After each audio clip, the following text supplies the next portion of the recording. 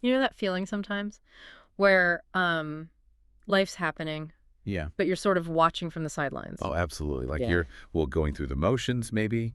There's this Yeah. emptiness almost. Yeah, exactly. Like things look okay on the outside, but inside it feels a bit numb.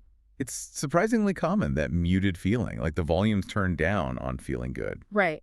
And that's what we're diving into today, not the big, Instagram perfect No, happiness. not that. We're talking about that quieter kind, the contentment that maybe is already there, but we've just stopped noticing it. Mm-hmm. So our mission really is to help you maybe recognize those little sparks, the ones hiding in plain sight.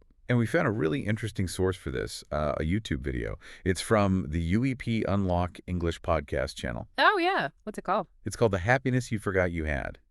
And it has some really practical ideas. Okay, cool. So this quiet happiness, the video says it's not about the huge events, right? Exactly. It's much more about the small stuff, the everyday things. Like what specifically? Well, think about that first sip of coffee, or maybe sinking into bed when the sheets are clean, Oh, yeah, that's a good one. or just, a conversation where you feel like someone actually heard you. Simple things. Things we definitely take for granted. The video mentions others too, right? Like, Yeah, like the sound of rain when you're cozy inside. uh, Or that feeling of peace when you finally put your phone down for a bit. Yes. that silence. They're not massive, are they? But they add up. It's like the video implies we're looking for fireworks. And we miss the candle glow. Yeah. Why do we miss them, though? Well, often it's because we're just so busy chasing the next thing, the next goal, the next achievement. Always looking ahead, not around. Okay, so what can we do about it? Does the video suggest things? It does. The first technique they talk about is keeping a tiny joys inventory. Tiny joys inventory. Okay, what's that involve? It's really simple, actually. Every night, just try to write down, say, 3 small things. Things that genuinely made you smile that day. No matter how small. Doesn't matter how small or fleeting.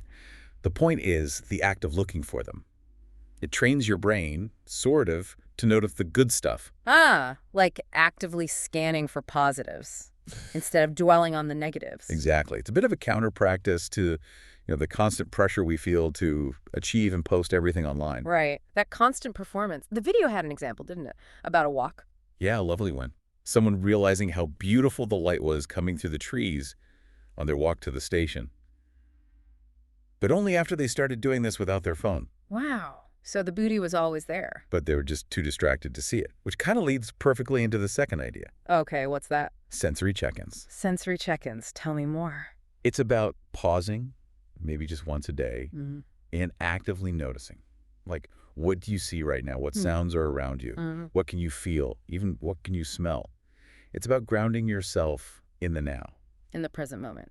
Because that's where the joy actually is. That's what the video suggests, yeah. It pulls you out of your head, out of the worrying and planning, and just into here. It makes you think about what the video said about being caught in someone else's idea of happiness. The house, the job, the relationship.